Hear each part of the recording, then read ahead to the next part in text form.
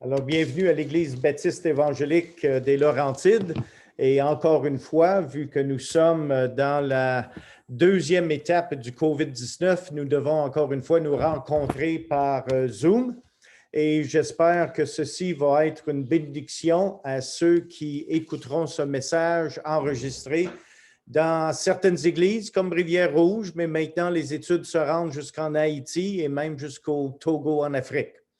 Alors, pour ce matin, vu qu'on est en début d'une nouvelle année, le titre que j'ai pour vous s'intitule « Le bon sens de bien planifier en 2021 ».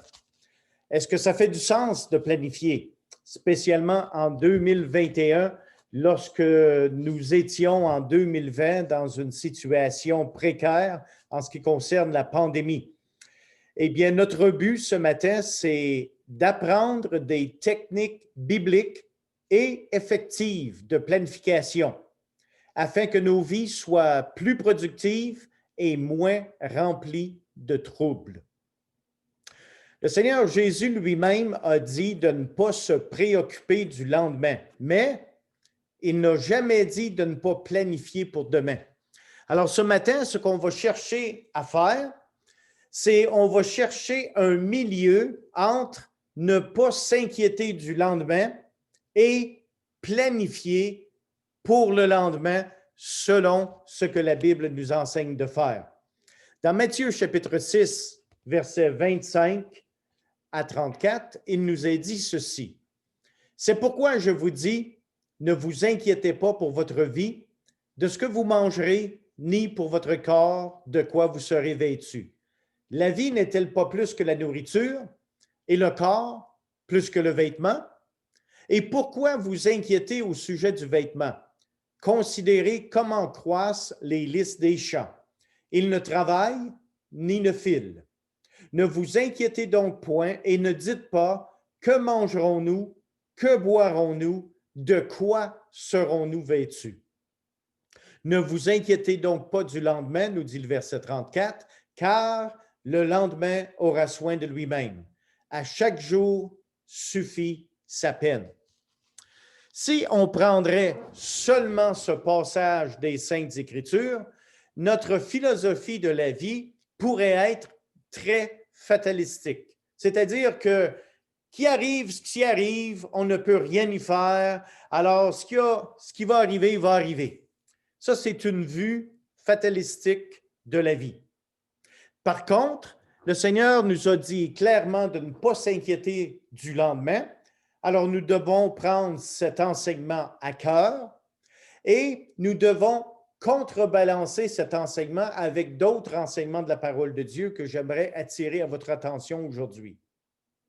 Dans Proverbes chapitre 6, versets 1 à 11, Salomon utilise deux illustrations pour démontrer le bon sens de bien planifier.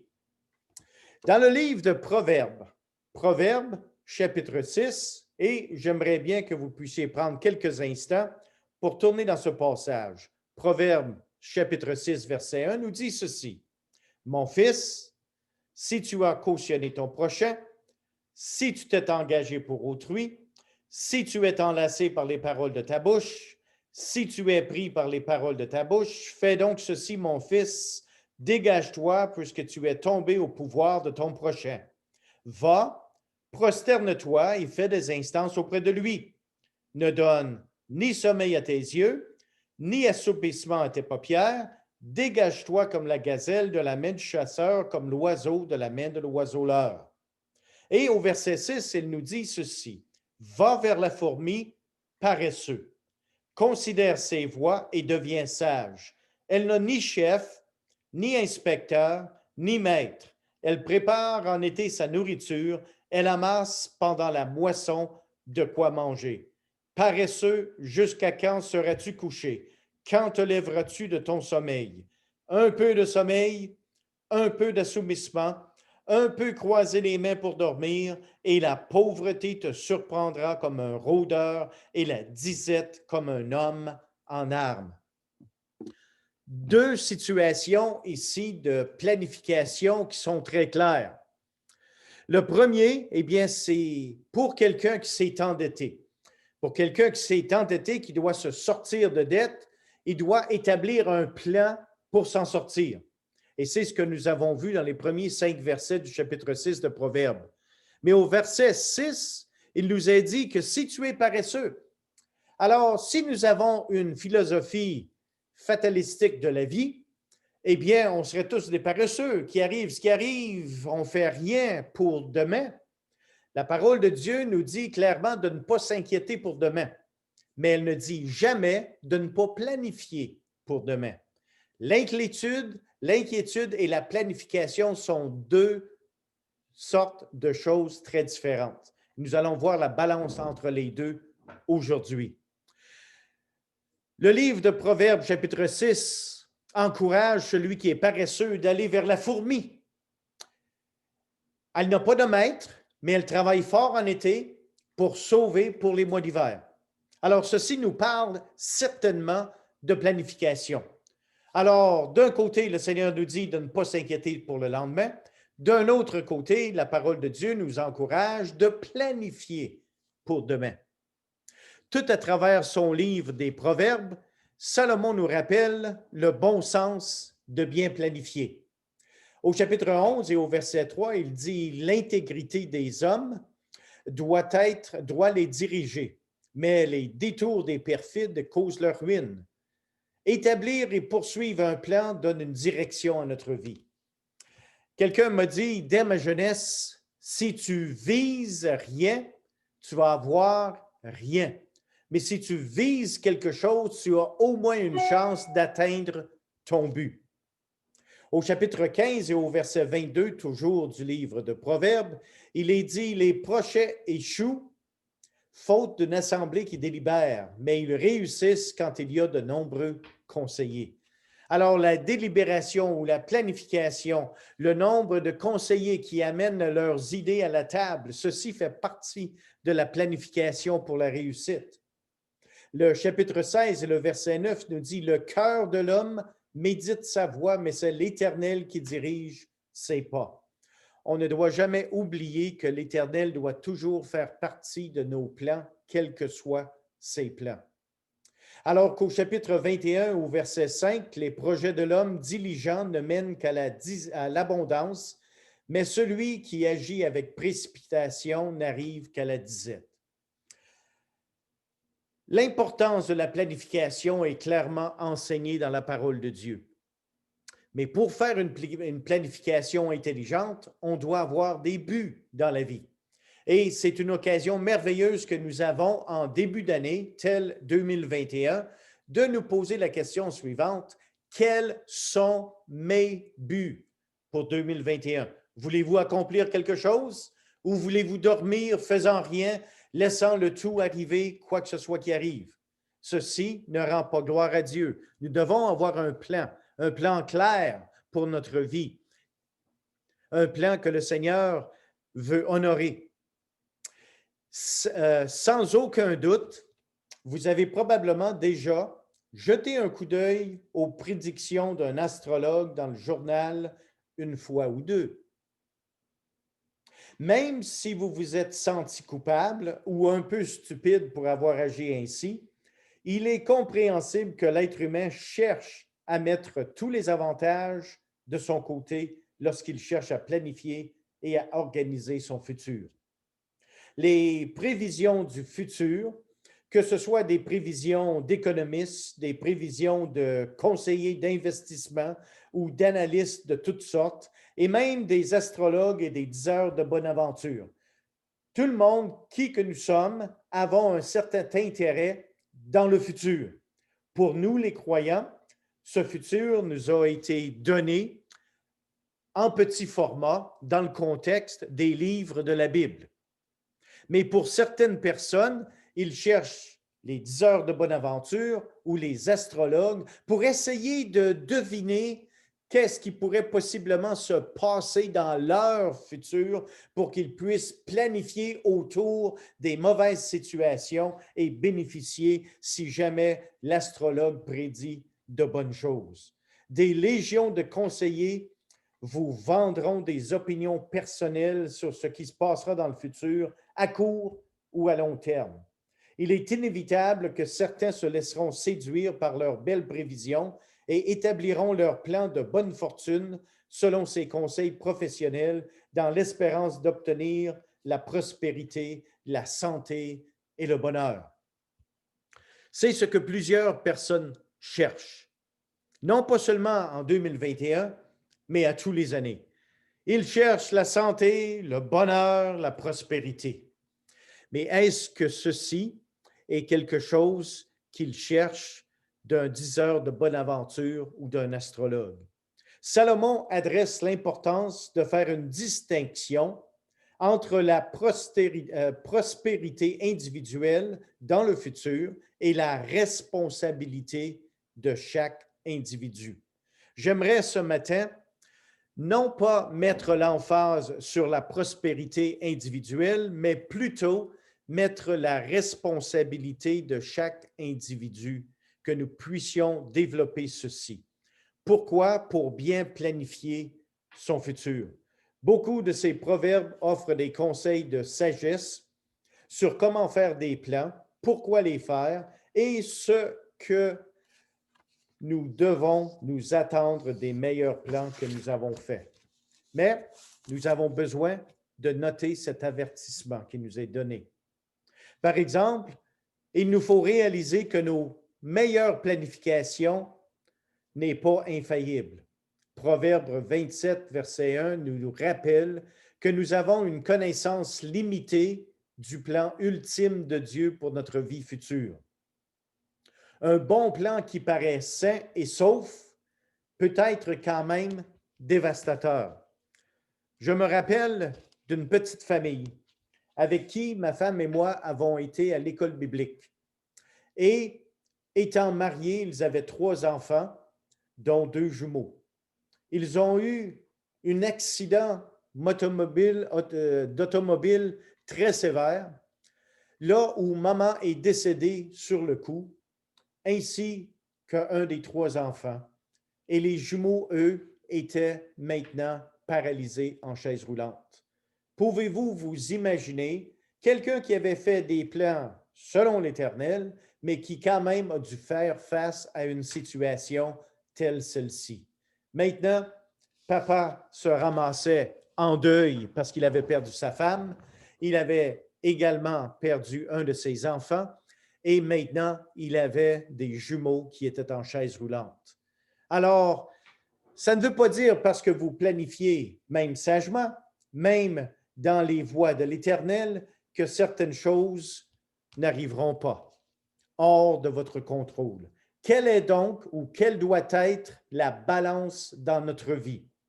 Et je crois que l'Épître de Jacques, chapitre 4, versets 13 à 15, nous donne cette balance entre ne vous inquiétez pas pour demain et planifier pour l'avenir, mais il y a des choses qu'on ne pourra jamais planifier parce qu'on ne peut pas les voir. Et Jacques adresse cette situation et nous donne une balance que nous devons nous rappeler. La balance est celle-ci.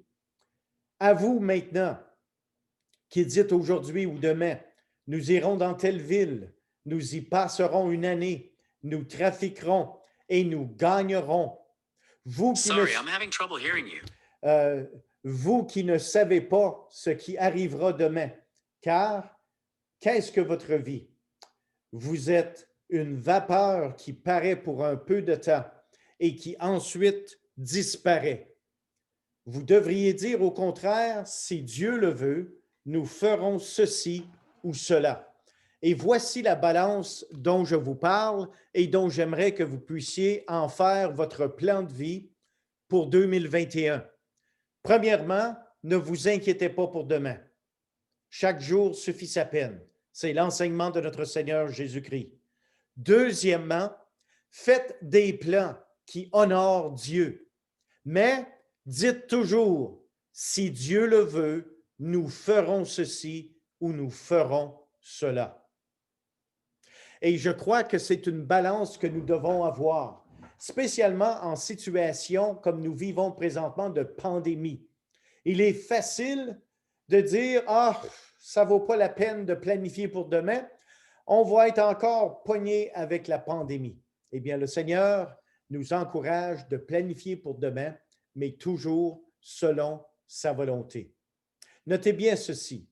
Les proverbes insistent que le caractère de celui qui planifie affectera le niveau de succès ou d'échec du plan que nous planifions. Quels sont les traits de caractère qui sont mentionnés dans Proverbe? Eh bien, Proverbe 11-13 nous parle d'intégrité. Quand vous faites un plan, est-ce que vous faites un plan dans toute intégrité? L'intégrité des hommes droits les dirige, nous dit les Écritures, mais les détours des perfides causent leur ruine. Alors, c'est important pour nous de réaliser que non seulement le plan est important, mais le caractère de l'individu qui planifie. Et celui qui planifie doit planifier avec intégrité. Au chapitre 16 et au verset 9 de Proverbe, nous parle de responsabilité personnelle. Le cœur de l'homme médite sa voie, mais c'est l'Éternel qui dirige ses pas. Alors, nous devons prendre nos responsabilités, non seulement un caractère intègre, mais une responsabilité de bien planifier selon la volonté de Dieu, selon sa direction, mais de prendre nos responsabilités dans ses plans, c'est-à-dire de travailler fort et de continuer de développer les domaines de notre vie qui devraient être développés. Et dans Proverbe chapitre 21, le verset 5, il nous parle de diligence. La diligence veut dire qui donne un soin attentif à ses plans et exerce à la minutie et de la promptitude dans l'exécution de ses plans. Vous pouvez avoir les meilleurs plans, mais si vous procrastinez, alors à ce moment-là, la promptitude n'est pas exercée dans les plans. Les projets de l'homme diligent ne mènent qu'à l'abondance, nous dit l'Écriture, mais celui qui agit avec précipitation n'arrive qu'à la disette. Nous évaluons habituellement un plan d'après ses mérites et non pas d'après le caractère du planificateur. Pourquoi est-ce que le caractère d'un planificateur fait une différence? Eh bien, si une bonne planification n'est qu'un problème de rassembler des renseignements, alors les machines comme les ordinateurs pourraient faire le travail efficacement sans aucun égard au but visé, aux intérêts des personnes affectées ou au caractère du planificateur. Alors, une bonne planificateur ne fait pas juste ramasser de l'information et ensuite établir un plan, mais le caractère du planificateur vient aussi dans cette situation de planification. Alors, les principes bibliques de planification sont clairement élaborés. Et Proverbe 15, 22 nous rappelle que le succès des plans est mieux assuré lorsqu'il y a plusieurs conseillers. Un conseiller dans les Proverbes est quelqu'un qui est compétent pour offrir des conseils dans un domaine qui a besoin de particuliers ou de personnes de bonne connaissance ou d'expérience. Par exemple, si vous entendez un bruit bizarre dans votre voiture et ça semble venir du moteur, alors vous seriez mieux de considérer un mécanicien. Si par contre, vous entendez des bruits bizarres dans votre estomac, alors vous êtes certainement mieux de considérer non pas un mécanicien, mais un médecin. Alors, les conseillers sont selon l'expertise qu'ils peuvent donner et les conseils viendront en conséquence. Comment est-il possible, par exemple, d'écrire un livre de 300 pages? Supposons que vous avez comme plan, en 2021, d'écrire un livre de 300 pages. Alors, comment allez-vous réussir ce plan? En l'exécutant, une page à la fois. Et dans 300 jours, vous allez avoir un livre de 300 pages. Alors, ce matin, j'aimerais que vous puissiez considérer ces éléments. Premièrement, ne vous inquiétez pas du lendemain. C'est le problème de Dieu. De toute façon, on peut dormir sur nos deux oreilles parce que Dieu, de toute façon, ne dort jamais. Il est réveillé toute la nuit. Alors, pourquoi ne pas lui donner le problème et dire, Seigneur, prends-en donc soin. Moi, il faut que je dorme. Alors, on ne s'inquiète pas du lendemain. Mais le deuxième principe biblique que nous avons, c'est celui de planifier. Planifier pour le futur, mais dans un contexte qui honore le Seigneur, avec un cœur qui est intègre et avec un cœur qui prend ses responsabilités personnelles sérieusement. Et ce qui vient mettre le tout ensemble, c'est le principe que l'Épître de Jacques nous donne. Planifiez pour demain sans vous inquiéter, mais par contre, dites toujours, si Dieu le veut, nous ferons ceci ou cela. Alors, je vous demande ceci. J'ai 4 questions pour vous et j'ai mis sur une feuille ici que vous allez recevoir par courriel les 4 questions et je vous donne des devoirs cette semaine. La première question est celle-ci. Quels sont vos plans de développement dans votre vie personnelle en 2021? Où voulez-vous en venir avec vous-même en 2021?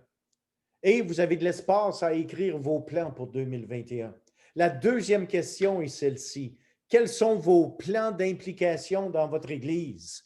Eh bien, oui, je le sais, on ne sait pas comment longtemps COVID-19 va durer et on va peut-être être obligé de continuer de se rencontrer par Zoom pour plusieurs semaines, sinon des mois. Mais ceci ne nous empêche pas d'avoir un plan pour d'être impliqué dans notre Église d'une façon quelconque. Alors, je vous inviterai de penser là-dessus. Je vous demande une troisième question, et la troisième question est celle-ci.